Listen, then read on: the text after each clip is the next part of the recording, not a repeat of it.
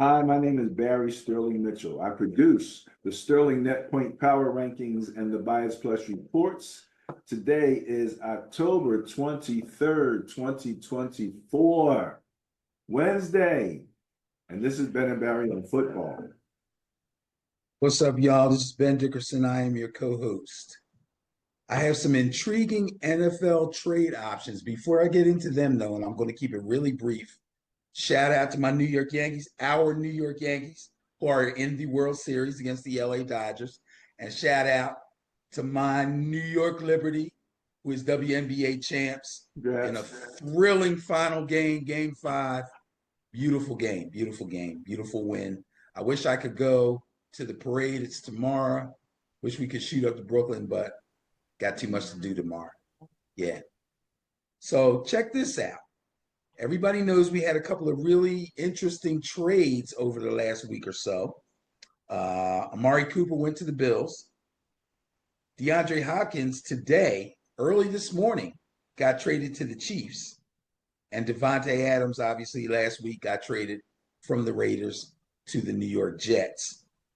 The upcoming intrigue is about some calls being fielded by the Panthers and the Rams in reference to Deontay Johnson and Cooper Kupp. And this is where the conversation I had with my daughter came up. She's a Tampa Bay Buccaneers fan. Word on the street is people want the Bucs to grab Cooper Kupp. Two great reasons for that. Number one, he's a great slot receiver, could easily step in for the injured Chris Godwin. Number two, Baker Mayfield was on the Rams for half the season last year, so he's used to throwing the Cooper Kupp when Stafford was hurt. That could be a really good move. That it? The Cooper. Oh, yeah. Anybody out there who wants to let me know what they think about that, please leave a comment. The game with the Ravens. I mean, the number one receiver came in with bad hamstrings, and they was going to him like all the time, and he was catching touchdowns, and he was still giving them the business. It only took that one fall, reaching thing where everything kind of really went south on him, and then he was done, boom, for the night. And it really seemed like the tenor changed. I'll let you talk about that. But then they lose Godwin. So when you're talking about needing two receivers, because neither one of those guys look like they're coming back within, say, at least 4 weeks. Godwin's done for the season with a dislocated ankle. There you go. The hamstring issue could possibly take 4 weeks, at least 2, minimum. Hamstrings are the worst, They're the worst because they're so hard to get rid of. Yeah, that's what I'm saying. They're the worst, man. He's been carrying these hamstring issues now for a while. He's just so good. He's so big and so strong that, he reminds me, friend of the show, Mark Russell, he thinks that we could really improve the show. We need to have Hell of a Man on the show. Okay, all right, stop. You can stop. You can stop now. But in any event, okay, yeah, man. I mean, and you know what I said. Look, if anybody needs wide receivers, it's my beloved Niners. We could stand to have somebody step in. Ayuk's out. Debo, I don't know what the heck's going on with him. He's got pneumonia. Well, that's what they're calling it, But we could have COVID for all we know.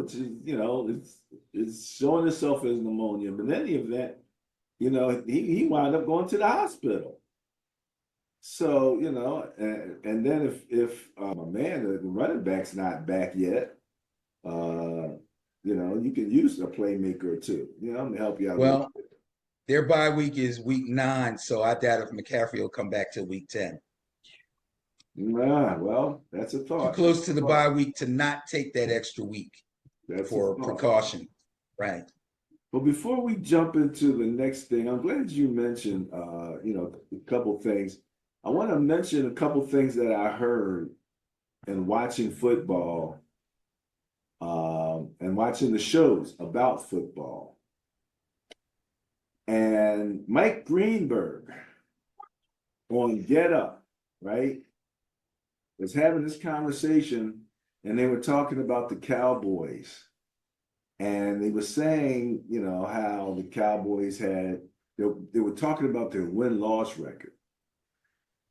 And out of the clear blue, Mike Greenberg goes, you know, there's people who believe that, you know, the better indicator is point differential. I was like, No, I've heard that said before. I mean, but you know, I it's nice to hear it, you know, on a morning show like that, because he pointed out, yeah, he said their win-loss record is bad enough, but when you look at the point differential, it's really bad. That's the So, true indicator. I don't know that the average fan looks at that unless they watch this show, and then they'll realize how important it actually can be. well, if they watch this show, they'll no longer be the average fan, they'll be the above average fan There you go. if they watch this show. My average actually dropped a little bit, Benny, from that 79 or whatever last week. The bias Mine dropped a lot. 0.533. Well, you know I dropped a lot. I was 85 last week, and this week I don't even want to talk about it.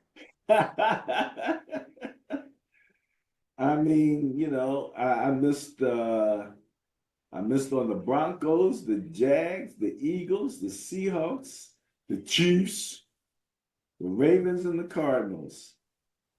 So yeah, so you know, but that's why you have averages, you know, pretty much was up the week before. And then the other thing that, again, I'm listening to these guys, and I like the way this guy said it. You know how people always talk about your football team needing an identity? Yeah. What would you think that means in a short sentence? What does it mean for a football team to have an identity?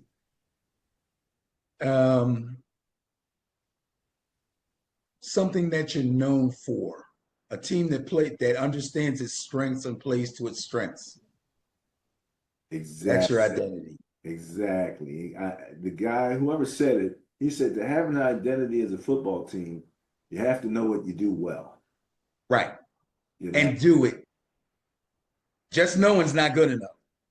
Exactly. You got to do it. You got to do it. You got to do it. So this is the thing that I want to say. I'm gonna say it now, because you know, my beloved Niners. Right now, we're looking like we got a flat tire, or when something's going on one side and something ain't right on the other. However, there's all this conversation about MVP, and you know Lamar Jackson's name is being bandied about. However, I believe that if there was to be an MVP from that team, it'd have to be a co-MVP. Because I believe that the impact that Derrick Henry is having is not just where you see him taking off on an 80-yard run. It's how he makes the entire defense have to adjust itself now and wind up giving up a little here and there, maybe on the passing or trying to pick their poison. When you got a defense that's trying to pick their poison, you can work that squad. And I just think that he's having such an impact that I will say right now, I believe that they are the odds-on favorite to win the Super Bowl as long as Henry stays healthy. That's your prediction? Should I make a note of that? You can make a note of it, yeah. Okay. Because that's one team that I'm pretty sure knows their identity. You know what I'm saying? Well, remember what I said. Knowing it and doing it is two different things, because they knew it last year too. They knew it all the way up to the AFC Championship game, and then they didn't do it. Well, you know, it's interesting even seeing how they deploy Derrick Henry, because there was a number of times when he wasn't in there, but then he had such an impact when he was in there Yeah, hey Ben, I hear he's pissed because that guy ran him down. Well, he should be. He was just talking about how fast he was. They had the mile per hour on one of the graphics I saw. The dude that was coming at him was just a few miles per hour faster, and he had an angle. But I had to give him credit. We can move on to the next thing. He tackled Derrick Henry.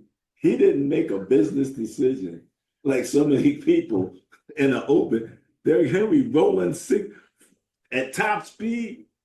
If you're the corner on the opposite side of the field and you feel like I got a shot, I can get this dude, you're not going to punk out at the end. Not after the effort he gave to get over there from the opposite side of the field. He took the proper angle, he ran full speed, and he caught him and he delivered a blow. He did. I'm like, I've seen enough people that look like they did the right business decision. That's dudes that's standing in front of him. I don't blame him. But that's a good point. I mean, he worked hard to get there. That's right. In order not, and then to turn around and not really, try to tackle him, so that's a good point that you make there. But I was just like, man, he actually completed the task. And I don't know when's the last time you seen Henry get ran down and tackled? Because normally that guy gets a stiff arm. Usually they drag him down from behind. They just grab his legs from behind and hang on to his ankles. Haven't seen that a whole bunch. All right, let's go to the Sterling Net Point Power Rankings. The Sterling Net Point Power Rankings, Benny, for NFL Week 7, 2024-25 season, and the Bias Plus reports for NFL Week 8 of the 2024-2025 season. But first, the Net Point Power Rankings, where we look at average net points, average points for, average points against, and average turnover differential. Ben, I had to go to I had a doctor appointment, and we had this conversation with one of the, they have the sub doctors and interns and stuff. They're coming in and they're doing all this stuff, and I'm talking to them. And we were talking. What you call him, a sub doctor? Yeah, it's a sub doctor. You just make that up? Yeah, kind of sort of stupidly. Yeah. But but in the conversation, I mentioned, the Sterling Net Point Power Rankings and the Bias Plus reports, right? To the doctor. To the sub doctor. He's a doctor. Stop. The intern. They're the interns. He's a doctor. Almost a doctor. He graduated from medical school. Okay. So apparently that doctor went back and told the main doctor that I was there to see, who came in. He was big guy, gregarious. He was really cool to talk to. Right. And he was one of the few people that when I mentioned how I calculate the point differential into the turnover differential to points using the formula for Pythagorean theorem. Pythagorean. He's like, yeah, I know all about it. He's like, I read the book. He said, there's some book like this thick. And there was something called, I think he called it War from baseball. And it was runs after. Oh, War. Yeah. Right. Wins above replacement. You see what I'm saying? Oh, yeah. Yeah. I mean, I was like, I like this guy. I hope I don't never have to come back. But, in any event, let's take a quick look and give a shout out to our first place teams in the rankings there. Number one, by a 0.1 advantage over the Minnesota Vikings, is the Detroit Lions at plus 10.3 average net points. And again, we rank teams by their point differential or win margin, however you want to look at it. And at any point, that margin could be positive or negative when you're looking at the net on these. And that would also apply to the ATOD, average turnover differential. That will run positive to negative. However, your points for and points against don't have that issue. Your net point differential is your points for minus the difference between your points for and your points against. That's all that is. Detroit, first place, net points. Baltimore tied with Washington. So I guess you have to give it to both of them. 31.1 points per game. What do you think about, I guess you'll tell us when you think about Washington continuing to score even after the starter came out. It's like, did they miss a stroke once he came out? I don't know. LA Chargers, what a way to come back into the league, Mr. Harbaugh, with the 13.88 points per game. That's all you're giving up. You're pretty much in every game. And Buffalo, Benny, we finally talked Buffalo into the average turnover differential first place. Talked about them like a dog, and now they responded. Look at Pittsburgh in second place. Look at Pittsburgh second place in points against also. Now, Washington, second place points for. Detroit right behind now. Washington is plus 9.4. Minnesota is plus 10.2. Buffalo plus 9. Pittsburgh plus 8.6. Chicago plus 7.8. Kansas City plus 7.2. And Green Bay, that's the top 8. That's usually where I go as far as net points is concerned. You said you saw something that you wanted to mention. Yeah, first of all, kudos to Detroit and Minnesota. I believe Minnesota was in first place last week. They have flip-flopped now, but it's funny, they're 1-2, and they just got finished playing each other this past weekend. Yeah. In a high-scoring affair. Points for, obviously, Baltimore offense exploded this past weekend. The Washington offense has been exploding for the last month. And, of course, Detroit scoring points is no big news. Here's the issue, and I want people to remember, and I want you to remember. When we talk about average points against, we can't necessarily say the number one defense. They are the number one team in average points against. That's it. Because the Chargers defense is not that good. They just haven't been scored on a lot. That's the key word right there. This is right. Scoring defense. It's all about scoring, right? Scoring defense statistics. So, and when you, just the fact that you were saying like they're not that good, but they're number one in scoring, just to me, that is intriguing that you could be not that good and be number one. So that's interesting. That's very interesting to me. What else you got? Just on turnover differential again, kudos to Josh Allen and the Buffalo Bills. Josh Allen, who people were always intrigued with his skills as far as throwing the ball, arm strength, accuracy, and all those other things, and his running ability. Ever since he got drafted into the league, the one knock they had on him, or the one really strong knock that they had on him, was that he played a little bit of hero ball sometimes and he turned the ball over, fumbles and interceptions. Obviously, that is not the case this year. The defense is doing their thing as far as taking the ball away from the other teams, but Josh Allen is not giving it away, and that's a big deal. That is a big deal. That is a big deal. Let's take a quick look at the bottom half, because these are the teams that maybe there's some teams down here we expected something from, and we're not necessarily getting it. Let's look on the net point thing there. Well, there's always Dallas as that team. Miami. Are we looking at teams that we thought would be doing better? Is that what we're looking at? Yeah, that's all I'm saying. Houston favorites, people talked about what they were going to do.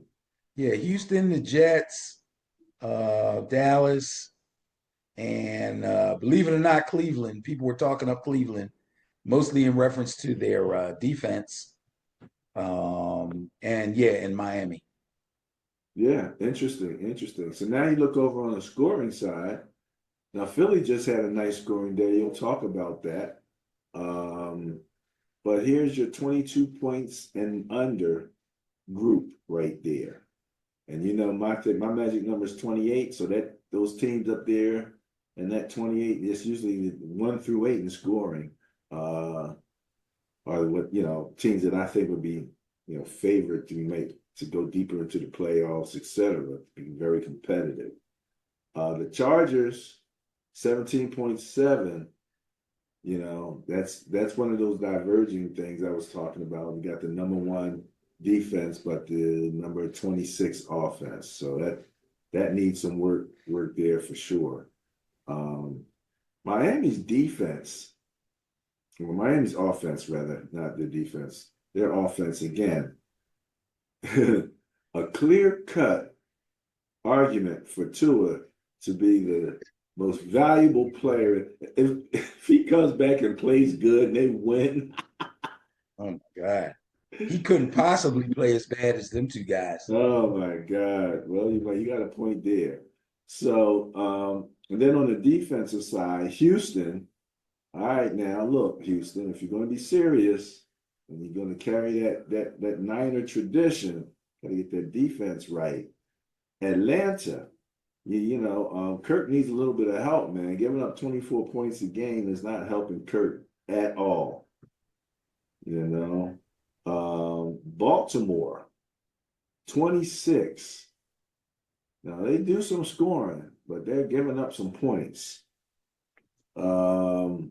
In their defense, they've given up some points in garbage time in a couple of games too. Okay, all right. And that's really all. Again, Dallas being 31st in scoring defense is absolutely amazing. On the turnover differential side, there's Dallas again at 30th, right? Tied with Philadelphia. That's that connection there between Philly and Dallas. So everybody else is somewhat less than a point, some fraction of a point, which is not all that bad. And then you get to Denver. Denver breaks even at 0, and it goes positive from there up through the number 1 spot with Buffalo. So congratulations on the team. And first of all, they're in the top half. Secondly, they're in the top 8, especially 8 to 12. And those are the teams that we expect a lot. If there was one name here that I kind of didn't expect to be where it is, it's Chicago. Number 6 in net points. Number 4 in scoring defense. Number 4 in average turnover differential. Okay. So that's not bad. All right. Anything else for the Sterling net point? No, I'm good. I'm good. All right. Let's move on then, Benny, to the matchups and the bias plus reports. The Sterling net point power rankings are the basis for the bias plus reports. The idea being that the team with the greatest net points would be favored in general. So if a team is averaging a win margin of 25 points and they're playing a team that's averaging a win margin of 5, the difference between 25 and 5, that difference of 20 is considered the bias, the net point bias, and it would favor the team with the greater net points. Kind of hard to argue against that logic. But then we take it a step further with the plus, and we take that net point, or that turnover differential rather, and we use a super secret formula to turn that to a point. So it's points. So the bias plus is going to be that net point and that turnover differential combination that gives one team the favor or not. Let's take a quick look. All right, Benny, Thursday night, we're going to kick the week off. Vikings at Rams. Bias plus score of 18.9 favors the Vikings. Okay. Thursday night football. I can't wait to see my man Sam Darnold again, to tell you the truth. And the Rams will be at home. Hopefully, they'll have the return of Cooper Kupp. This should actually be a pretty good game. The previously undefeated Vikings lost their first game this whole season to division rival Detroit. I tell you, that NFC North is tough. 31-29 was the final score. The Vikings actually were at home. They lost the game on a field goal in the final seconds. Now, this game was my pick for the intriguing game of the week. Ended up being a really good game, back and forth. I decided that I was going to kind of lean toward Minnesota because I've been believing in defensive coordinator Brian Flores' defense, which seemed to be impossible to completely figure out. And I thought, although it would be a tough task to win the game, that they would prevail. I ended up being wrong, obviously. The defense did do their thing. They sacked Jared Goff 4 times. They hit him 7 times. They recorded 5 tackles for loss, and they had a scoop and score of a Lions fumble. Offensively, they went up 10-0 early, but then didn't do a damn thing in the second quarter as the Lions beat the blitz over and over again. Let's talk about another coordinator, Ben Johnson, the offensive coordinator for the Detroit Lions. His line calls and his protection schemes are tremendous. The Vikings blitz a lot. They threw everything at the Lions, and they beat the blitz over and over again and ended up going up 21-10 before halftime. An 80-yard drive for a Darnold to Justin Jefferson touchdown and a couple of field goals, and then that fumble, scoop, and score I talked about put the Vikings back on top at 29-28. But when they missed a critical 2-point conversion from Darnold to Justin Jefferson, I think that ended up being costly for them in the end. And they got beat by that field goal in the last seconds. Now, the Rams didn't play exceptionally well, but they did beat the Raiders 20-15. The Raiders defense barely defended at all. And the Rams defense forced Gardner Minshew into 4 turnovers, 3 picks, and a fumble, scoop, and score. Always nice when you recover a fumble and run it back on defense. Always nice. Reportedly, Cooper Kupp is back at practice, and he should probably play this weekend. Rams are at home. Kupp will be back, hopefully.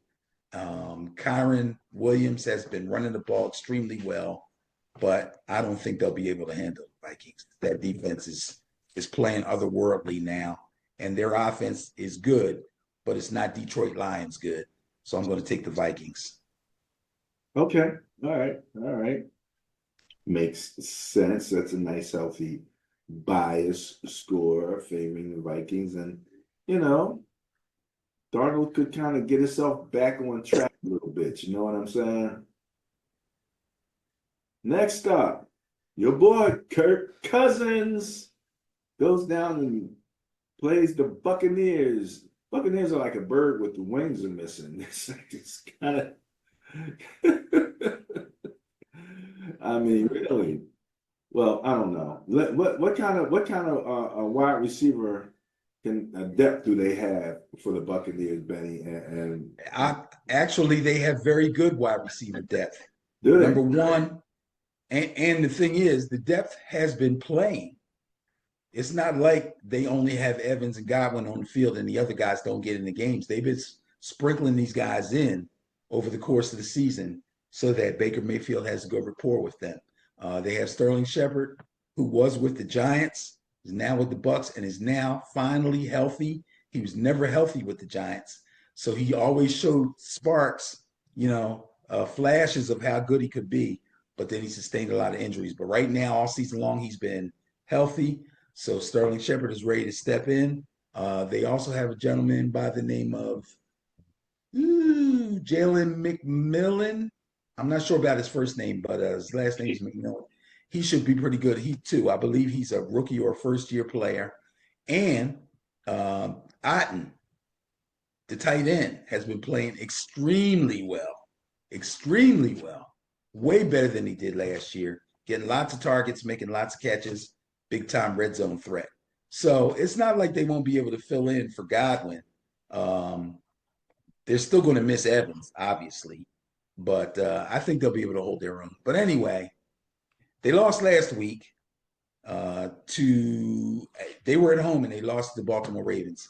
Score was 41-31, and they also lost those 3 players that we talked about. Well, we talked about 2 of them. The third player actually was the starting nickelback, Tyke Smith. He had a concussion, so we're not sure if he'll be out of the protocol before this game this weekend. Or actually, the game's tomorrow, so chances are he won't play because it usually takes an entire week for them to get through a concussion protocol. Mike Evans obviously injured with the hamstring. I don't know if it's pulled, ruptured, whatever. I haven't heard any details on it. I looked for some, but I couldn't find any. He's going to miss at least a few weeks. And Chris Godwin dislocated his ankle. There's possible fracture involved, but his ankle, for the most part, is dislocated, and he will be out for the season. Crazy thing is, he was having one of his best years, probably his best year in his career. He was leading the league in receptions, and he was second in yards. That's not just NFC, that's the entire NFL. He was having a stellar year, but now he's done. Even though they went down big in the game, they kept battling at the end, which allowed Baker Mayfield to accumulate 370 yards and 3 touchdowns through the air. But their defense was overwhelmed by Lamar Jackson and all the weapons that the Ravens now have to deploy, all made better by Derrick Henry, obviously, but we talked about that too. So, again, we don't know if the Buccaneers are going to make any moves to fill in for Godwin just yet, but if they don't, I think they'll be okay. Atlanta got straight up ambushed at home by the Seattle Seahawks, whose defense has been actually looking pretty shabby lately, but they finally woke up in a big way. Bijan Robinson had a nice day on the ground. He gained 103 yards and a touchdown on 21 carries, and Kirk Cousins opened the second half with a touchdown pass. That went to Drake London. That actually closed the score to 17-14 right after halftime. But after that, the Seahawks defense turned it up a notch, and Cousins turned it over 3 times in the fourth quarter. Bad deal, bro. Bad to turn it over, really bad to turn it over in a close game in the fourth quarter. He had a sack fumble that was scoop and scored. That's like the third one already, right? And he also threw 2 interceptions. Atlanta is going to go to Tampa Bay, and they're going to get beat. They're going to fire the cannons in Tampa Bay. I'm taking the Buccaneers on this one. You're not just saying it because you happen to have a Buccaneer fan nearby. No, I believe the Bucs will be fine. They still got a run game. They still run the Tampa better than anybody else. She over there staring at you? No. and it's creamsicle week. That's right. Oh my God. But this is my question. Yes. The production of the Buccaneers offense, once what's the first receiver? Mike Evans. Mike Evans went out. Seemed to tank. It's like, jam. And I mean, for them to have all of this experienced backups, seemed like that production dropped. It just didn't. Wait. There's a difference between experienced backups and young guys that are coming along but are getting some experience in games. I mean, the way you said it to me, I kind of felt like these guys should be able to step in and keep the engine rolling. The offense is going to roll, but they're not Mike Evans. Mike Evans is a Hall of Fame, bro. Mike Evans is a Hall of Famer. And Godwin was having a career year. And who's going to step in for that? Well, that's what I'm asking you. Telling me that they got the people. I'm going by what you said. Okay. All right. No, listen to me. You hear me talking, but you're not listening to me. Some of these guys are really young, but they have been getting playing time. So they know the routes, they know the schemes, they can catch, and they can run. So they will be able to step in and play the positions where the starting guys are missing. I didn't say they're going to be exactly the same person. If they were, they'd be on another team starting. Well, okay. So you have who on this game? The Buccaneers. You got the Buccaneers. That's right. I think that this group of backup receivers that is going to beat the Atlanta Falcons. What do you not understand? Huh? What is it that you don't understand? No, I'm just being clear about it. And I'm just going to be understand. I can't be any more clear than saying I'm picking the Buccaneers to beat the Atlanta Falcons. Mm-hmm. Okay. All right. With the backup sets of receivers, That's interesting. That's what the interest. No, with me and Desiree playing wide receiver. Well, now Come on, man. I might have to go with Listen, second if on you that. disagree, just say I disagree. I'm not saying I disagree. Well, why you keep asking me the same thing? I'm just clarifying because the way you talked about their backups, I was impressed. I was like, oh snap, these guys is good. But then I kept remembering, okay, it just seemed like it was a drop off after he went off. And okay, Obviously, there's a drop off. He's a Hall of Famer, Barry. This guy has been in the league for 11 years and has 1,000 yards every single year.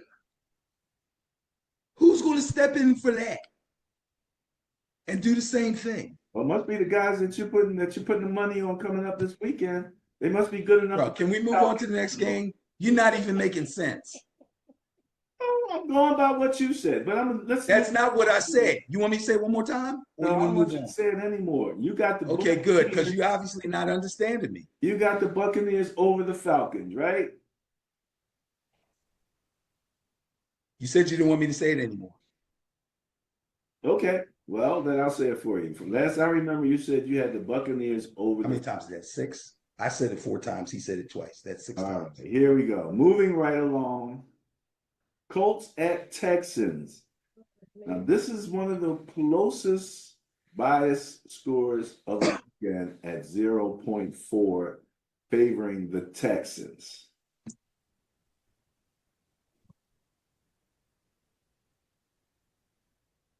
Let's see, where are we at here? Texans are home team. They're 5-2, by the way, having a really nice season. Colts are 4-3. Anthony Richardson is back at quarterback.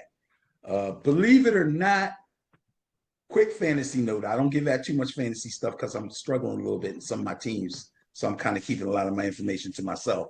But quick note as far as the Colts are concerned, if you have Colts wide receivers, they were doing really well when Joe Flacco was quarterbacking. Now that Richardson's back, they're struggling a little bit. I'm not going to try to explain it. In a game where both offenses struggled badly, the Colts got the home victory over the Dolphins last week. Down 10-3 at halftime, Anthony Richardson led the Colts offense on 3 scoring drives in the second half. One of those scoring drives ended with a third-year running back, Tyler Goodson, running the ball in for his first career touchdown. He's actually been in the league for 3 seasons on 3 different teams. I forget who drafted him, but this is his first touchdown. So he was really happy about that. Those other 2 drives ended with Matt Gay field goals, and that made the final score 16-10. Now, in a game that had 7 lead changes, the Texans lost a tough road game in Green Bay. This was my second intriguing game. Turned out to be a tremendous game. They lost to Green Bay 24-22 on a 45-yard field goal as time expired. They ran the ball really well, but C.J. Stroud had a real bad day through the air. He only had an embarrassing 86 yards through the air and no touchdown passes. He got sacked 4 times. He got hit in the pocket 7 times. But they were still in position to win the game because Joe Mixon was tearing it up on the ground. 115 yards, and he scored 2 touchdowns on 25 carries, along with Kaimi Fairbairn. That's the guy with the favorite name. He actually kicked 3 field goals in this one. He's having a tremendous season also as far as kickers are concerned. Unfortunately, the Packers got the ball with just enough time to get off the winning field goal as time expired. So they actually won that game. However, I think the Texans will bounce back quickly and beat the visiting Colts. So I'm taking the Texans. Yeah, I can see that. I can see that. Um, Colts at Texans. What do you think about that Packer defense? It hasn't been as consistent as I would like it to be, but it's pretty dangerous when they want to be. When they get the pass rush going, they're nice. Jair Alexander is a great corner who can usually take your starting receiver out. Yeah, I mean when I was looking at the defense, between the offense and the defense, I mean 7th ranked offense, 10th ranked defense. So that ain't bad at all. That ain't bad at all. All right, here we go. Next up, So you're going with the bias, going with the Texans. Cardinals at Dolphins. Bias plus score of 8.2 favors the Cardinals. And we should have the return of one Tua Tagovailoa. Yes or no? Yes, that is correct. I believe they haven't said 100% yet, but he has been back to practice. He refuses to wear the Guardian cap, which I think is foolish. But, what am I going to say? It's not my life, it's his. Well, can I say Uh, this? From what I understand, his helmet is already specially designed for concussions and for him. So he already that's has a true. specially designed helmet. That's true. I heard that. He has one of the better ones that they make, with the most protection already built in.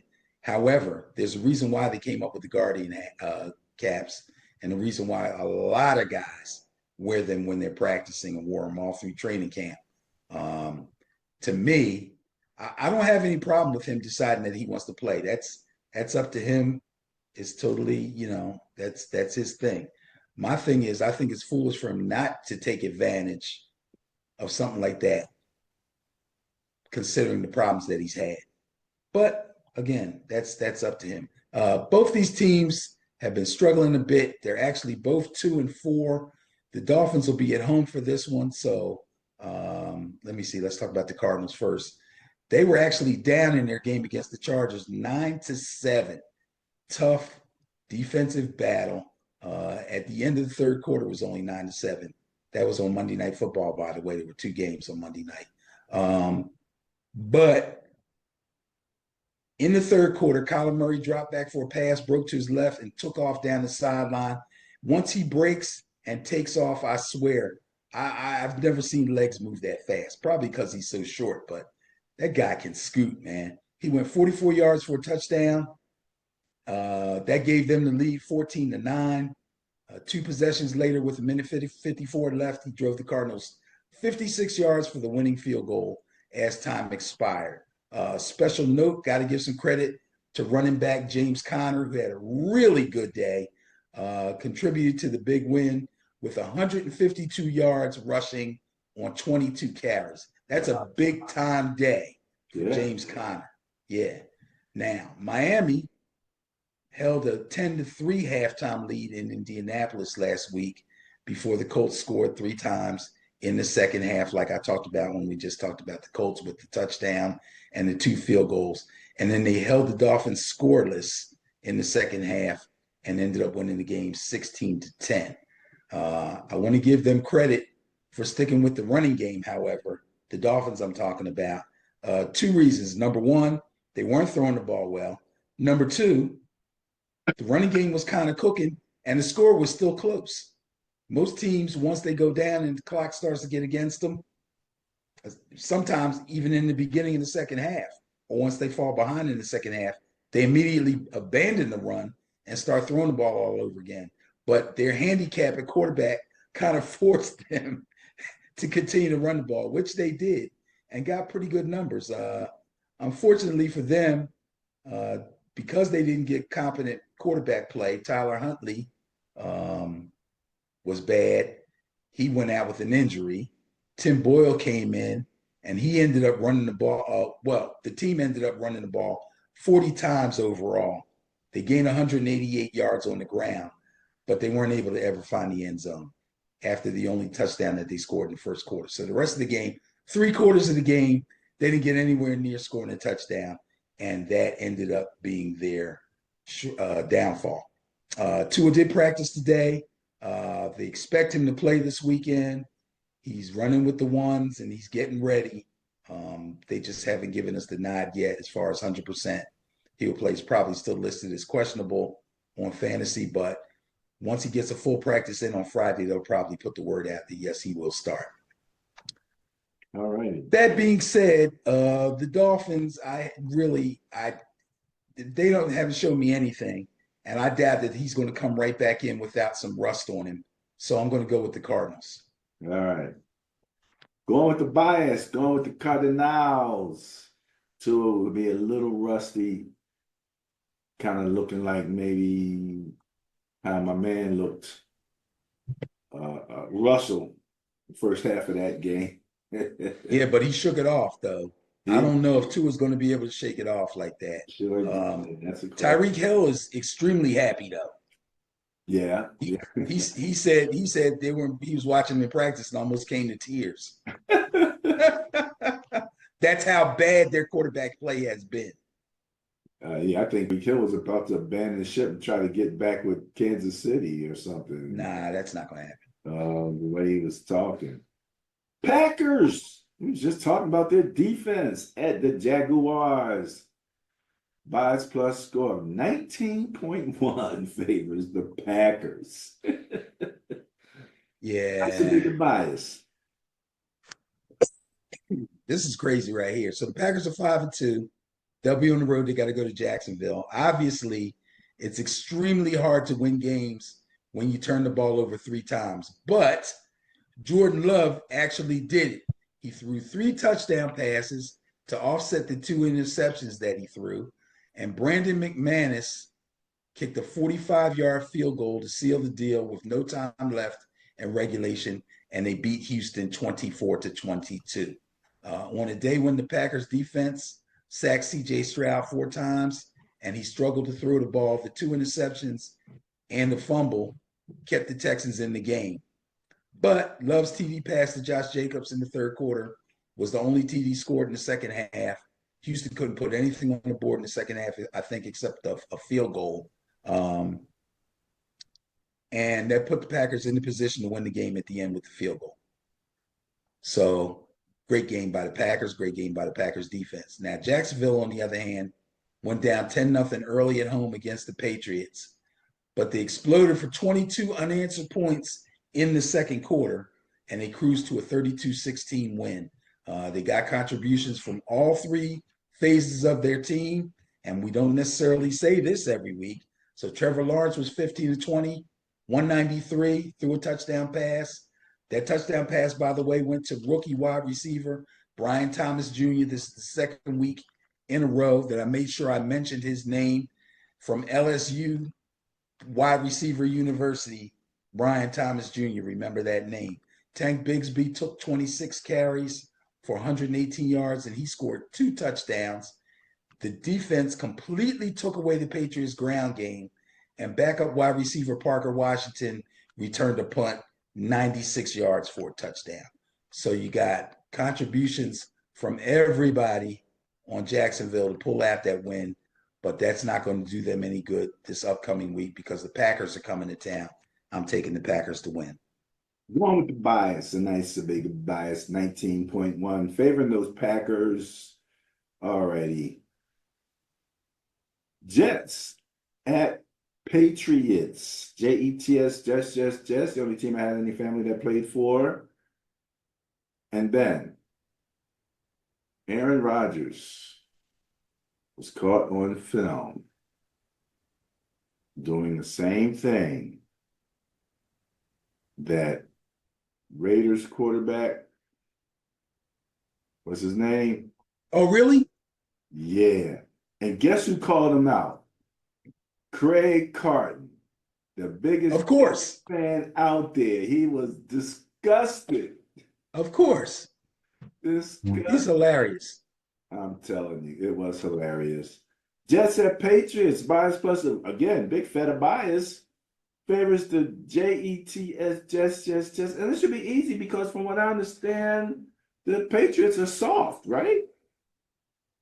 Well, we can kick the word soft around quite a bit. There's lots of different ways to look at that. But I know the Jets are 2-5. That I know. Jets are 2-5 with a Hall of Fame quarterback, and the Patriots are 1-6 with a rookie quarterback. So you can let that marinate for a little while before we talk about who's soft. But anyway, the Patriots traveled to Jacksonville last week. They got smacked around by the Jaguars 32-16, which I just mentioned. Rookie quarterback Drake May has actually been holding his own, but finding wins is going to be really difficult with a struggling run game and a very inconsistent defense. As far as the Jets are concerned, at this point, the Jets are probably 1 or 2 more losses away from not making the postseason. Let's remember, this was a team with Super Bowl aspirations. And right now they look real mediocre. On the road against Pittsburgh, they got out to an early lead, but then they got shut out in the whole second half. Aaron Rodgers was very unimpressive. 21 of 39. That's horrible. 276 yards, only one touchdown. And he didn't get much from his usually reliable running game either. Also, Rodgers threw two interceptions, and both of those interceptions, once the Steelers took the ball over, converted them into touchdowns. So that hurt them too. But they're better than Patriots. I'm going to pick the Jets to win. Going with the bias, going with the Jets.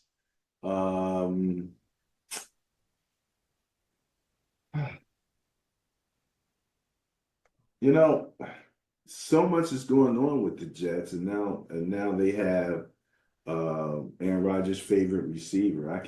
I can see this going on, but do you think Mayo's team is ready to kind of stiffen their backbone and prove him wrong? I wouldn't completely rule it out. I would not completely rule it out, especially after some games I've already seen this season, especially early on in the beginning of the season.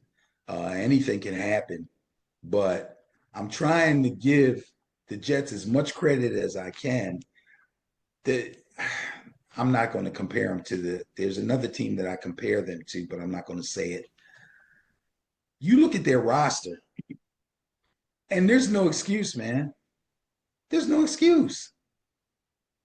They're playing so poorly on offense that the strength of their team, which is the defense, has actually been lagging. It's very perplexing. And if you ask me, it's Aaron Rodgers. He just ain't Aaron Rodgers anymore.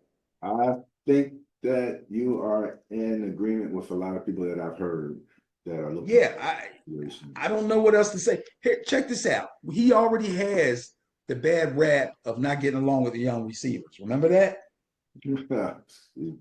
So now he's been with Garrett Wilson 2 seasons, one on the sideline in practice and in meetings when he was hurt last year, and this training camp and this season. Yet they still are not on the same page. You notice how many times he misses Garrett Wilson? Now, is Garrett Wilson running bad routes still? Well, I can't say that. I don't know, but I know a lot of people are questioning that in those off-season times when other quarterbacks was getting those extra reps in, he was out vacationing somewhere. Yeah, he was somewhere else in a dark room with some mushrooms or something like that. Yeah. And that was going to take him to magical, situations. All right.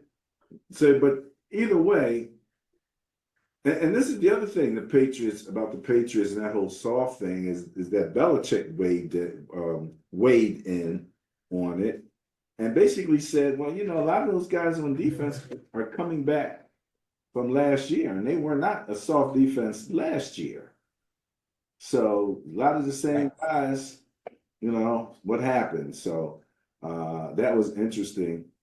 That's the second person who weighed in on a previous team, and that what they said reverberated around the league a little bit. We'll talk about the other guy that said something that's been reverberated later. But was he saying he agreed that they were soft?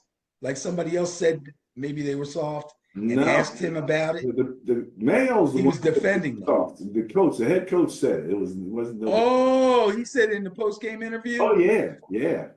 He was just mad. He was just mad. Okay, maybe so, but he's just mad. He's talking about NFL football players. Talking about his team.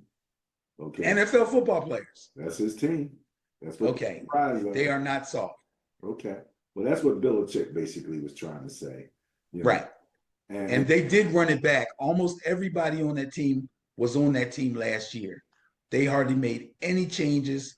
Didn't pick up a lot of free agents. The only real rookie that's making an impact is Drake May. That's basically last year's team. And I think at least the defense was fairly formidable last year. But again, one side of the ball does affect the other. If the offense can't stay on the field and the defense is out there a lot, they're going to give up points. They're going to get scored on. They're going to get beat up. Yeah, yeah, yeah. Or if their offense is turning the ball over in the red zone. That makes it even worse. So, all right. Going with their bias, going with the Jets, Jets. Let's see what we got next, Benny. We got the Titans at the Lions. You sure you want some of that, Mr. Titan? Bias plus score 26.6, favoring those Lions. Who's Mr. Titan? Hmm? Who's Mr. Titan? You're talking about, do the Titans want the Lions? Yeah, they really want. Well, they got this thing called playing the schedule. Yeah. Mason Rudolph got the start for an injured Will Levis on the road in Buffalo last week. He got the Titans off to a fast start. Drove him for a field goal, and he tossed a touchdown pass, and they took a 10-0 lead into the second quarter. After that, they got smoked by the Bills, and they lost 34-10. Not much else to say about that. Right. Now, after going scoreless in the first quarter on the road in Minnesota, which doesn't happen very often, the Detroit Lions ripped off 21 unanswered in the second quarter. Both teams scored touchdowns to start the second half, and after a couple of field goals and a fumble, scoop, and score, the Vikings reclaimed the lead 29-28. A lot of lead changes. That was late in the fourth quarter, but with 2:32 left in regulation, Jared Goff came out on the field and coolly guided the Lions down the field on a drive that ended with a kick of 44 yards for a field goal by Jake Bates, and they won the game 31-29. I had some notes on Jake Bates, but I lost them. I don't know where I put them, but I believe he is a USFL player or a UFL player who was working in car parts or something at one point. And he ended up winning the game and got a game ball in the locker room and all that stuff. So that was pretty cool. I have to get some Jake Bates information. That game will be a big win for the Lions at home. Mason Rudolph better put his chin strap on tight. Well, all right. All right. Do you know who's coming in for their injured rusher for the Lions? I can't remember the guy's name, but they do have a guy taking his place. They're doing fine. Okay. All right. All right. Next up, and Benny, Eagles at Bengals. Bias plus score 3.7 favors the Bengals. Yeah. Oh boy. I got okay. I'm gonna play it straight here. So the Eagles are 4-2. Bengals, after their traditional slow start, are now 3-2. They will be at home. Let's talk about the Eagles last week. Once again, the Eagles started off slow. Remember this, Eagles fans. They're playing my Giants, a team that is not very good. And they didn't score until Saquon Barkley got them on the board with a 3-yard run midway through the second quarter. I don't know how many games that is that they've gone scoreless in the first quarter, but it's becoming a trend, big time trend, not a good trend. Then, after a New York punt, they scored again on a 41-yard bomb from Hurts to A.J. Brown. Their other 4 first half possessions ended in punts. 2 of them were 3-and-outs. The Giants are not good, y'all. Okay, just remember that. Luckily, they were playing the Giants, though. And in the second half, they scored twice more and ended up winning the game 28-3. Throughout the game, the defense went crazy. I got to give it to the defense. They recorded 8 sacks, 11 quarterback hits, and 10 tackles for loss. Again, after the 2 touchdowns in the second half, every other possession ended with a punt. And I think they had a couple more 3-and-outs.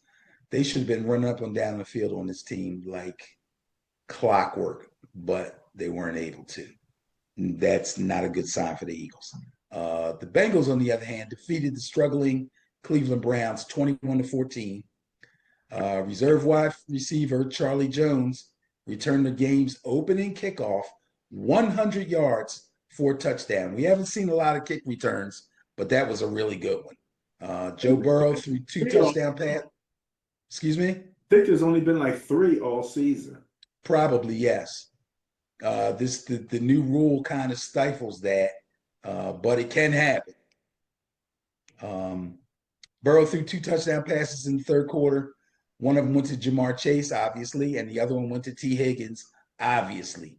A great wide receiver duo. The defense did the rest, totaling 4 sacks and 11 quarterback hits on 3 different Cleveland quarterbacks. Not good, not good. I like the Bengals at home in this one. Really? I really do. I'm going to take the Bengals over the Eagles. Going with the bias, going with the Bengals. All right. Interesting. A potential intriguing game there, Benny, potentially. All right. Ravens at Browns. Bias plus score 15 favors the Ravens. I'm surprised it's that small. But I think the Ravens' net point average is not that big because while they're scoring, they're giving up points. We saw where their defense came in. But shouldn't be a problem. Wait. Is that famous Jameis starting for the Browns this weekend? I believe they are leaning in that direction. That's what I'm hearing. Okay, well, the Browns, in fact, they will be the home team, by the way. They're 1-6. Ravens are 5-2. They lost at home last week to the Bengals 21-14, team I just talked about. Deshaun Watson suffered a ruptured Achilles right before halftime, a non-contact injury.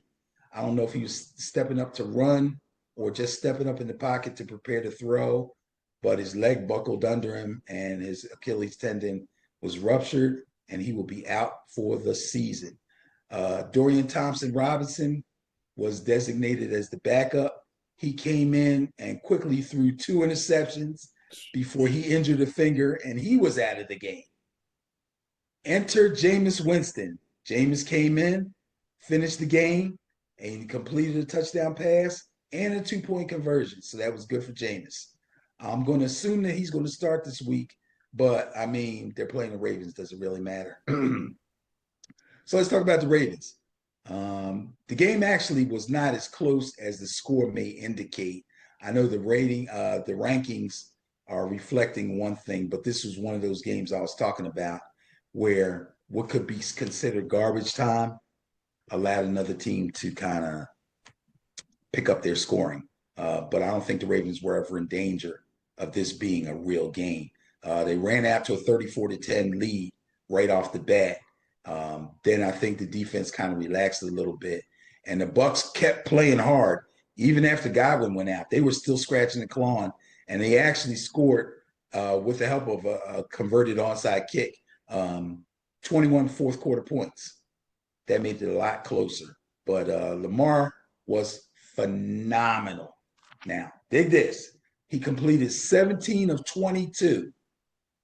17 of 22. That means he only missed 5 passes, 5 incompletions, 281 yards. He threw 5 touchdown passes. This guy had the same number of touchdowns as he had incompletions. What's better? What's that's crazy. That's crazy. 5 scores, went to 4 different receivers, including Derrick Henry, who also ran the ball 15 times for 169 yards. This is part of what I was talking about. You remember I said if they give him the ball 20, 25 times, they should win every game. It'll be really hard to defeat them. But when he breaks off devastating runs like he did in that game, 2-0. it makes everybody so much better. Once again, Zay Flowers opened the game with a screen pass and almost broke it. Rashad Bateman, who has a lot of trouble getting open, was catching big balls. And Mark Andrews, who's barely seen a pass in the first 4 games, all of a sudden is on fire. He scored 2 touchdowns. So again, Derrick Henry's making everybody better, and that is the definition of an MVP, isn't it? Well, yeah, I would say so, Yeah. or So, co-MVP at the very least. well, yeah, on the team with Lamar Jackson, it's hard to just say he's got it. But anyway, this isn't going to be much of a game. Browns fans, if you haven't bought a ticket, I think there'll be a Baltimore fan you'll be able to sell yours to. Take the Ravens in a massacre on this one. You mentioned something that I was giving some thought to, Benny, and that is that Mm-hmm.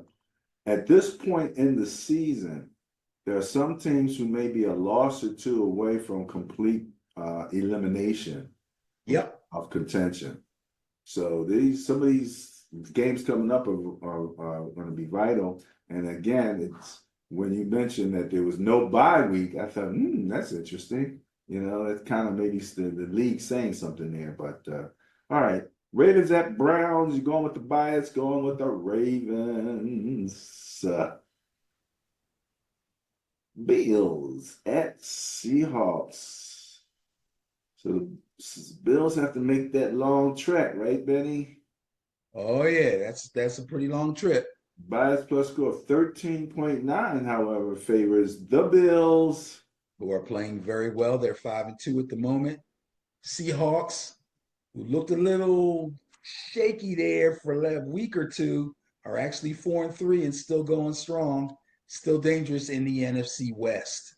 We could talk about the NFC West there. It's kind of things are kind of wacky over there right now, bro. But Yeah. anyway, the defense actually led the way for Seattle in their 34-14 demolition of the Falcons in Atlanta. Ugly, ugly loss for the Falcons. They hit Kirk Cousins in the pocket 9 times. They sacked him 3 times. One of them he fumbled, and guess what? Another scoop and score happened. They also intercepted him twice. Whew. Bad for Kirk Cousins. Good for the Seahawks defense that was looking kind of crazy there for a couple of weeks. Now the Bills got a huge defensive effort too. Last week at home, they played the Titans. They hit Mason Rudolph 11 times, sacked him 3 times, forced 3 fumbles, and recovered one of them, and they intercepted him only once. I thought they intercepted him twice, but they only picked him one time. As dominant as they were, I cannot overlook Josh Allen's effort. 21-33, 323, 2 touchdowns. One went to newly acquired Amari Cooper, who they traded with the Cleveland Browns to receive. I think I talked previously about them possibly making a move for a true number one wide receiver and how that would help them. They've done it now. He learned enough of the playbook in 1 week to warrant 5 targets. He caught 4 of them, 66 yards and a touchdown. So big day for Josh Allen, big day for Amari Cooper. I'm going to take the Bills to roll up there in the Seahawks land and get the win, but not an easy win. This game's going to be way better than some people may think. But yeah, I got to pick the Bills to win. Potential intriguing game, Benny. Potential intriguing game. Potential, yes. Potential. All right. Saints at Chargers. Bias plus score of 0.7 favors the Chargers. So that's what we say. Sometimes you hear me say big fat bias when you're up in the 19, 20 point, bias numbers. And then you have the teeny biases, slim margin of under 0.7, favoring those Chargers. And again, defense, name of the game for the Chargers. They just got to score, but Saints got problems. Saints are 2-5. If you remember, after game 2, the Saints were in first place in the rankings and very high offensively and defensively. Chargers are 3-3, and they've been at the top of the average points against since the beginning. But as I said a couple of weeks ago, they played a couple of softies early on. I think they had the Raiders and they had the Jaguars or somebody. So they were able to keep those scores really low, which is what average points against is all about. And the Saints have come back down to earth. Let's talk about the Saints. Former longtime Saints head coach Sean Payton brought his Broncos into the Superdome and blew the doors off of his old team 33-10. Derek Carr is still out with injury, and quarterback Spencer Rattler struggled. Obviously, he's missing his two wide receivers, starting wide receivers, Chris Olave and Rashid Shaheed. And he's missing Taysom Hill also. I forget what's wrong with him, but he's hurt too. And their backup wide receivers don't get much run, and they cannot come even close to the kind of output that Olave and Shaheed were putting out. They're also missing two offensive linemen, two starters on their offensive line. I think it's the right guard and the center. So that's making it tough for Kamara to run because he runs up the middle quite a bit. That's part of their run scheme. He doesn't go off tackle a lot, but he does run up the middle a lot when he's not running outside. So that's kind of hurting them also. Rattler didn't throw any picks, but he did get sacked 6 times. Ooh, 6 sacks. God, that's bad. Got hit 11 times. Good thing he's a nice, healthy young guy. And he lost 2 fumbles. Meanwhile, the Saints defense didn't get even close enough to breathe on Bo Nix. They didn't sack him. They didn't hit him. I don't even think they got close enough to read his name on the back of his jersey. It was horrible. And they let Denver rack up 225 yards on the ground. Pathetic. Now, the Chargers lost to the Cardinals in Arizona 17-15. Average points against 17. That's not a high score. All their points came, however, on Cameron Dicker field goals.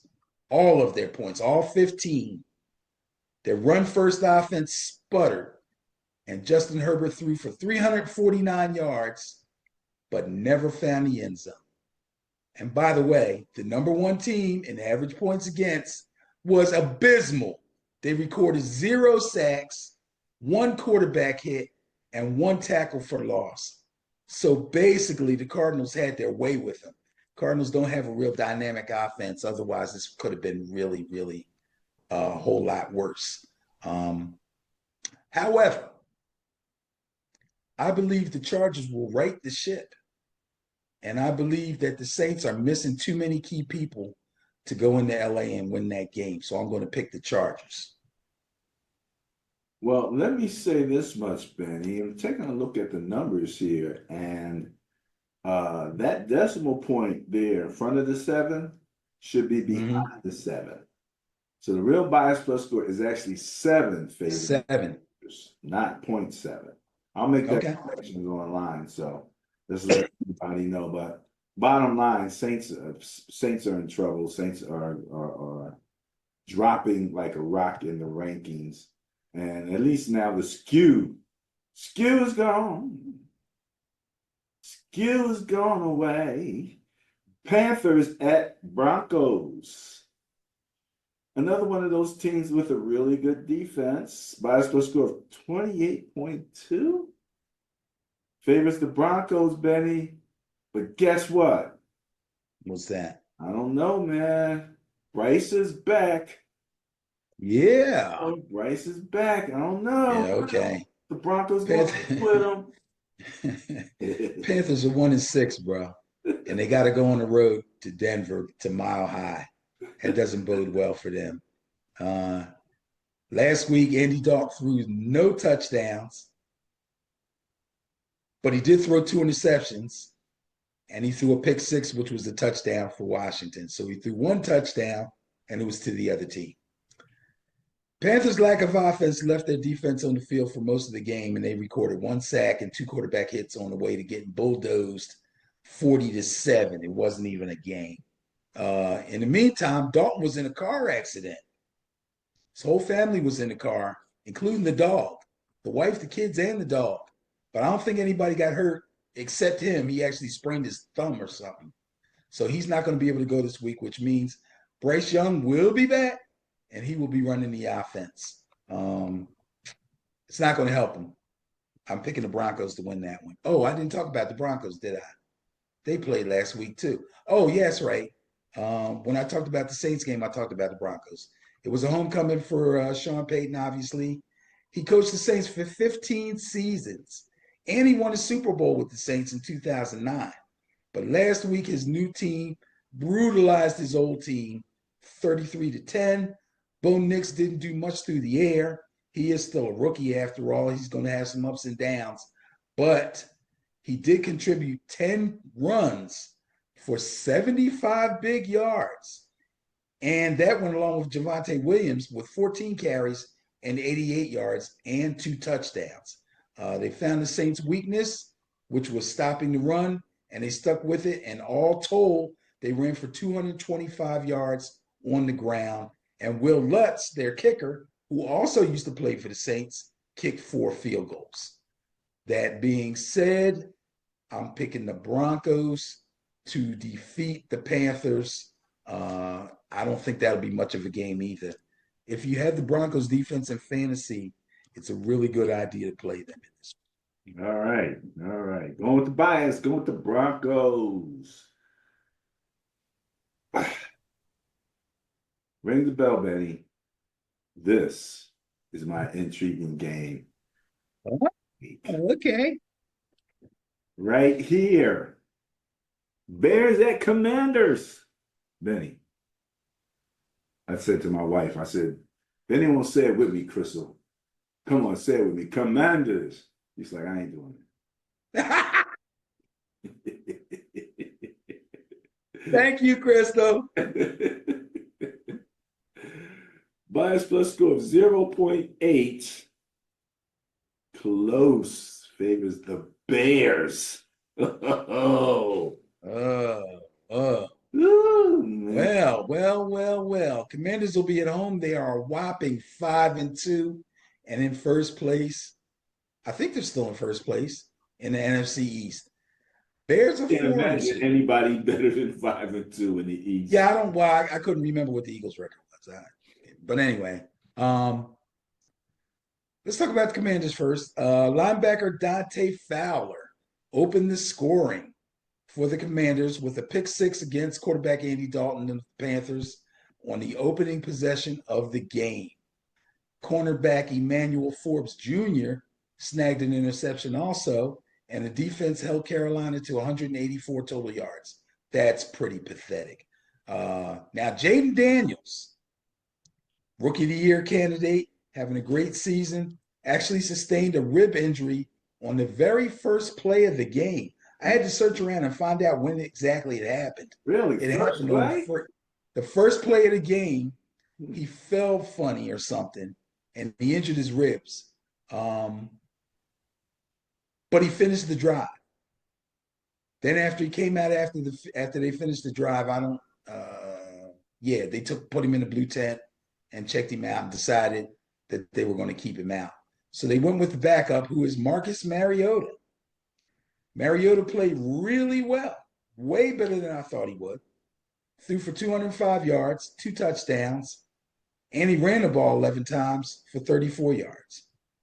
They totaled 214 yards on the ground, and Austin Seibert, another kicker, having a really, really good year. He kicked 4 field goals. Now, I must say, personally, I thought Mariota was washed. I probably said that sometime last year more than once. But I'll tell you the truth, even though he had a good game here last week, they better hope that Daniels isn't out very long, because I don't trust Mariota. Now, yeah. Right. As you're talking about him, I'm just thinking, well, he's with a good system, a good coach. His style is not completely different than what Jaden Daniels does. He throws the ball well, but he also runs the ball, the problem is he doesn't have much tread left on his tires, though.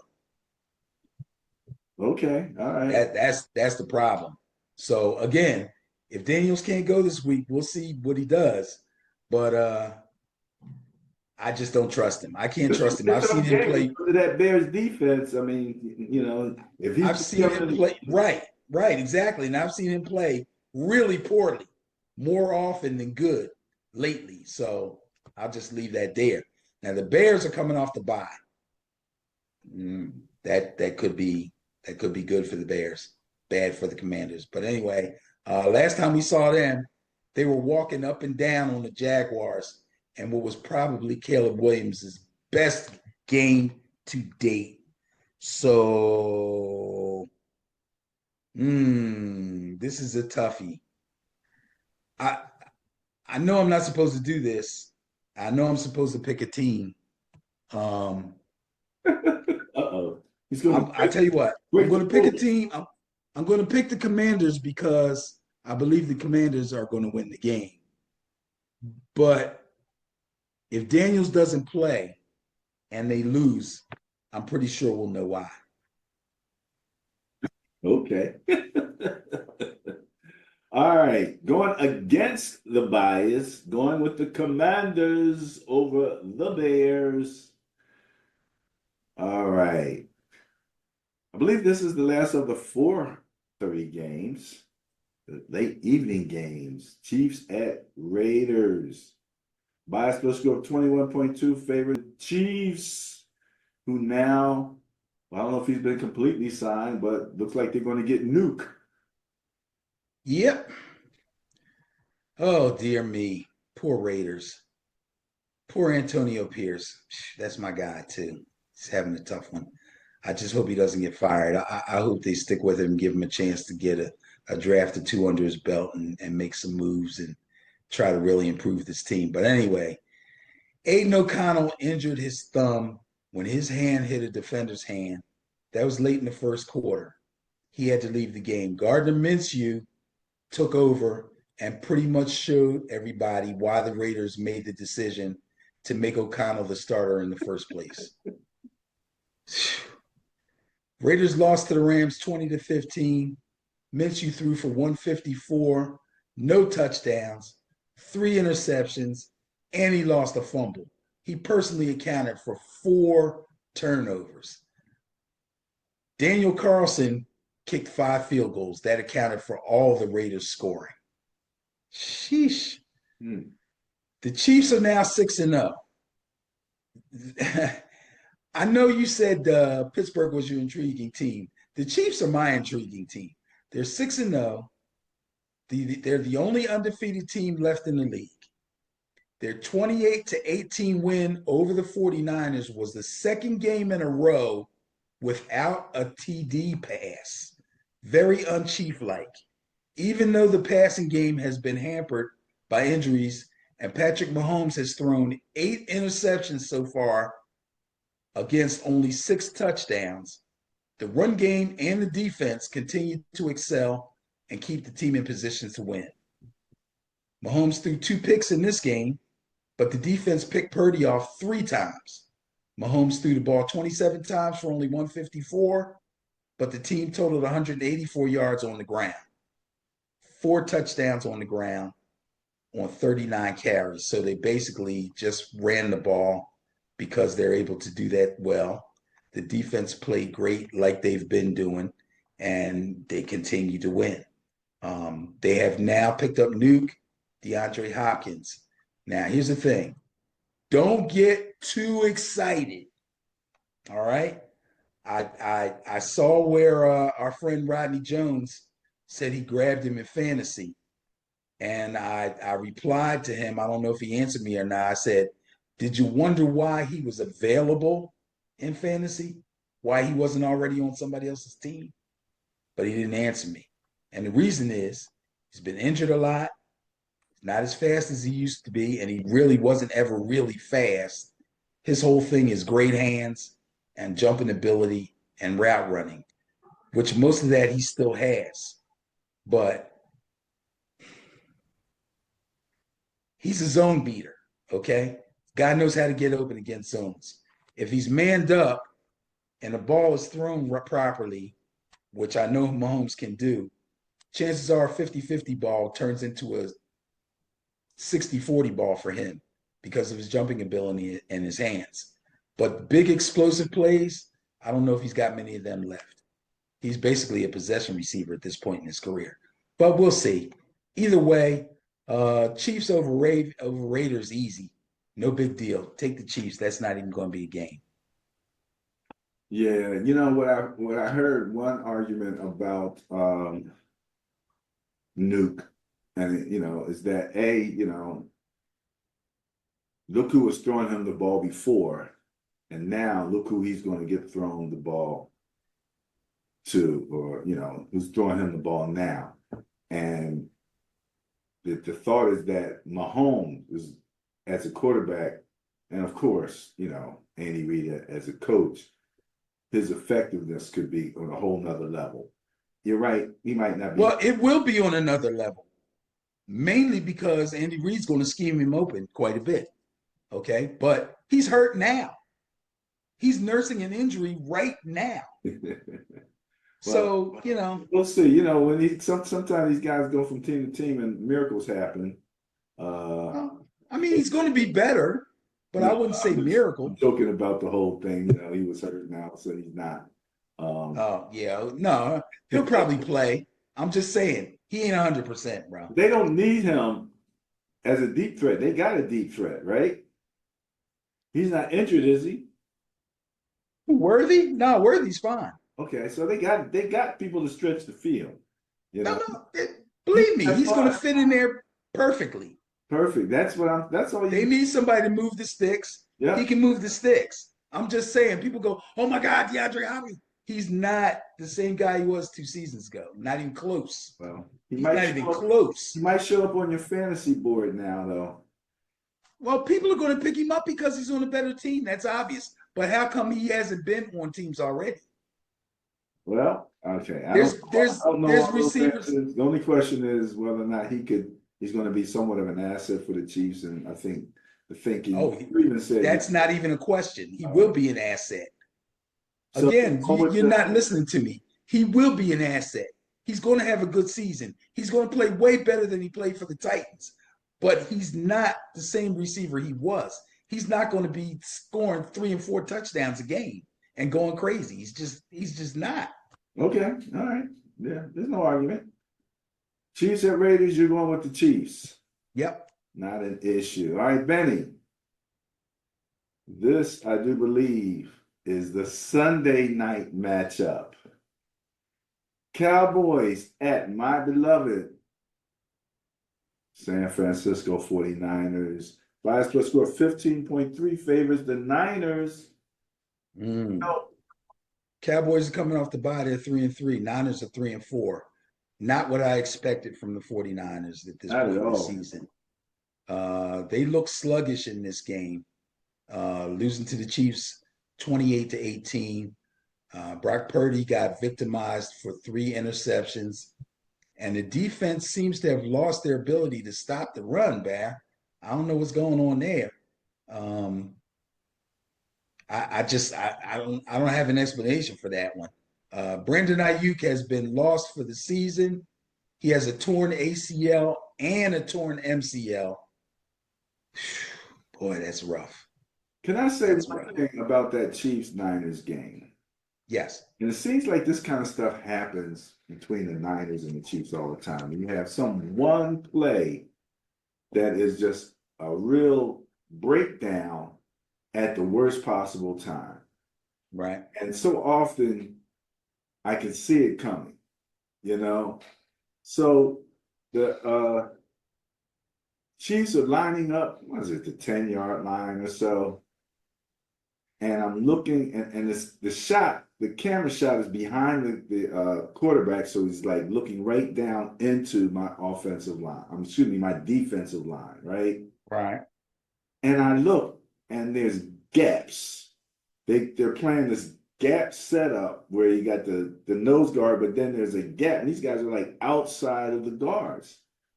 Right. And I'm like, is this an invitation to run? I mean, just give it to them. Why don't you? It's like, holy mackerel. Just step back and go. And I'm like, this is not a deep situation. This is damn near at the goal line, So I really just kept seeing little things like that.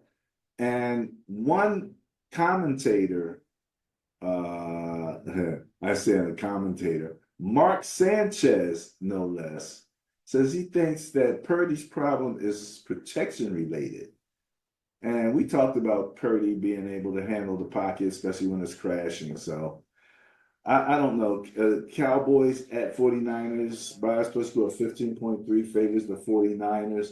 Somehow I think this is going to wind up being a game. What do you think?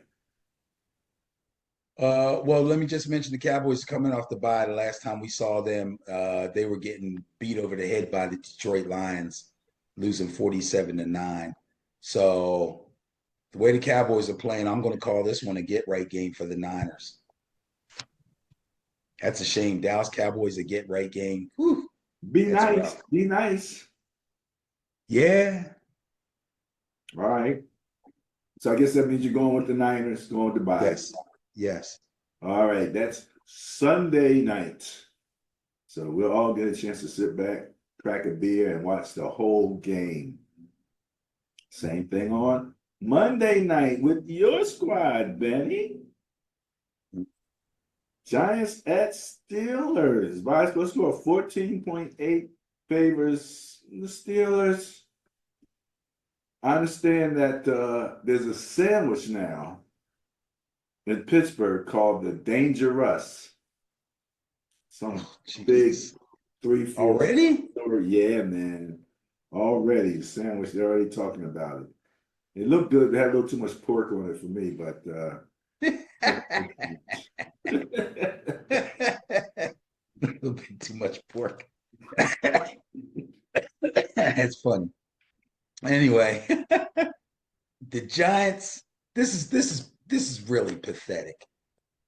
First of all, they're 2-5. Thank God we got 2 wins. They're winless at home. They got dominated by the Eagles 28-3. They have only scored 1 touchdown at MetLife Stadium. That's embarrassing. I have nothing more to say about that. Now, I have to give credit to Mike Tomlin. Last week I came on here and I said I thought it was foolish for them to start Russell Wilson while Justin Fields is playing well and they're winning games and he's doing everything that they asked him to do as far as keeping the offense moving and not turning the ball over. I also said that I didn't think changing the quarterback was Mike Tomlin's decision necessarily. I don't. It could have been somebody else's decision, and he agreed to go along with it. Obviously, he did it, so he agreed to go along with it. But now I look at this thing differently. I believe that he planned this all the way all along, or at least as he was waiting for Russ to be healthy again, this kind of came to him. But I kind of get it. Obviously, as the head coach, one of his jobs is to make sure that his team is running at peak efficiency. And with Justin Fields, although they were winning and they weren't turning the ball over, I don't think he thought they were running at peak efficiency. Obviously, Justin Fields, if he has any issues, is throwing the ball. And it's not like he can't throw the ball, but he doesn't throw the ball as well as other quarterbacks do.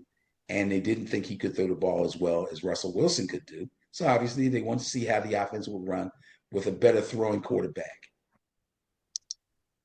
I mean, it was the right thing to do. They've already basically seen the extent of what Justin Fields can do. They have full confidence in their defense.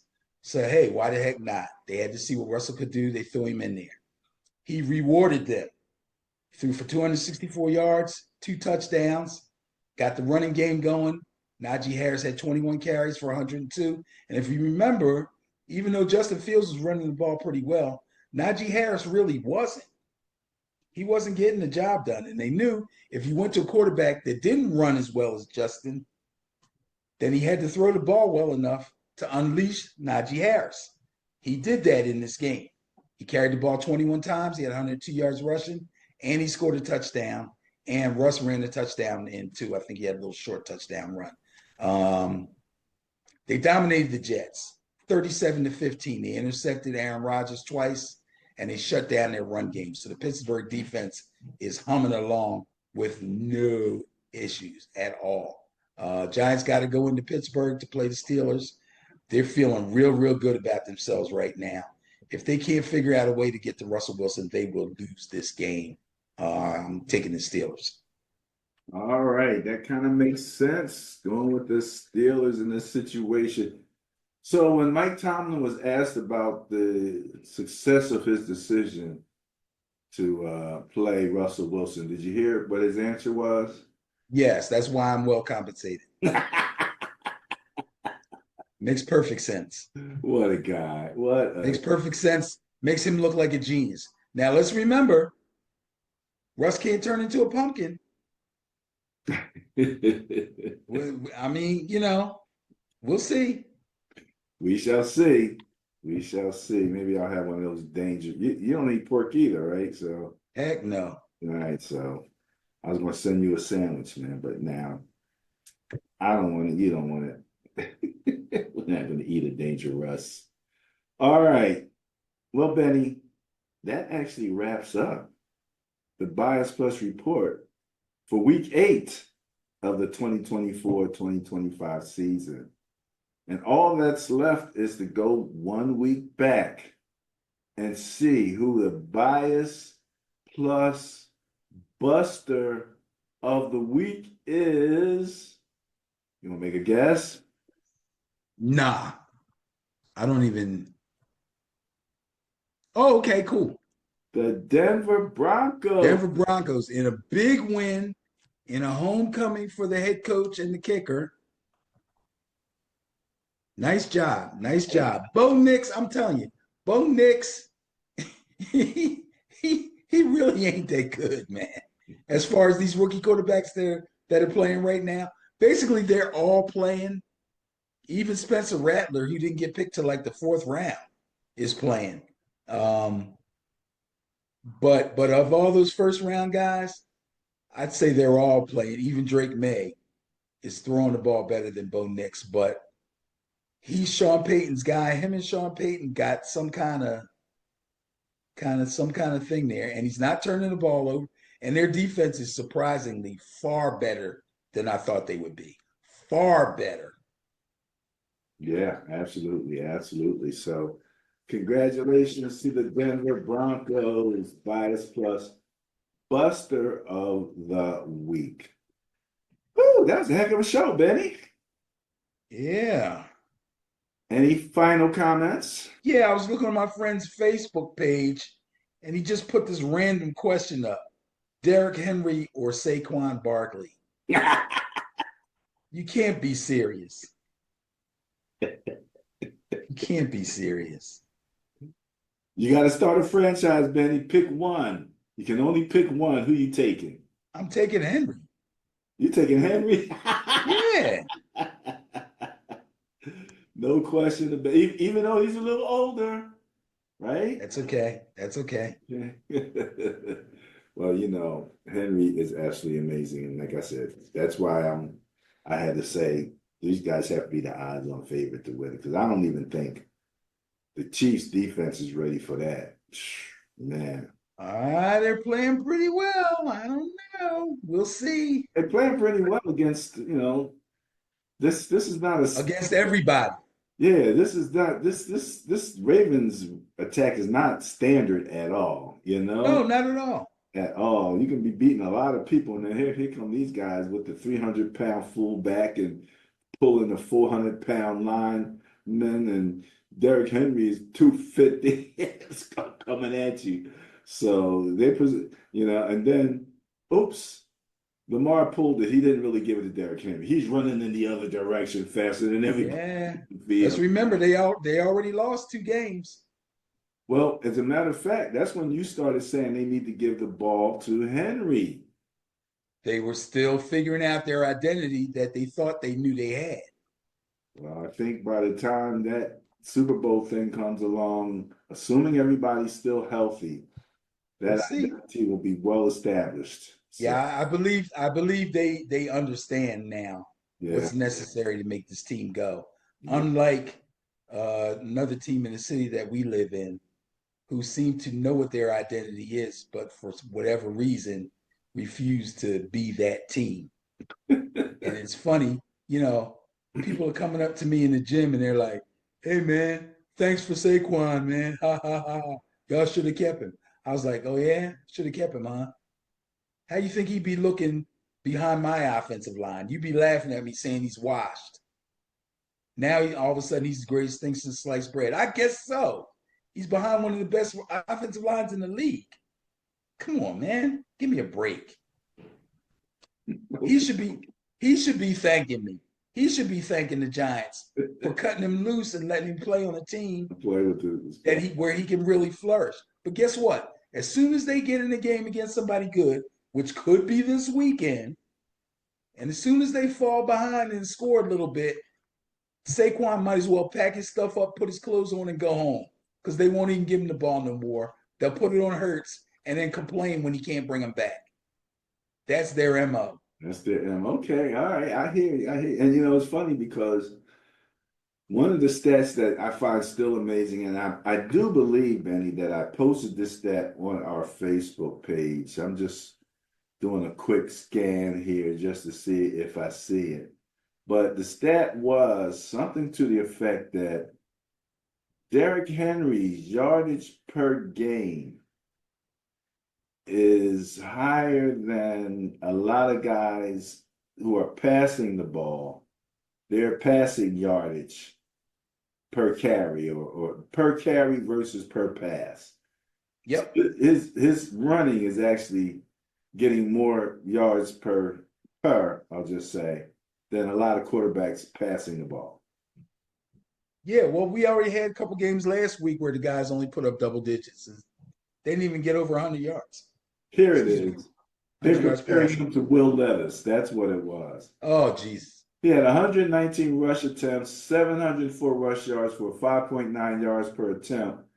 Will Levis had 125 pass attempts, 699 pass yards for 5.6 yards per attempt. So he was 0.3 yards better per attempt than Will Levis throwing the ball.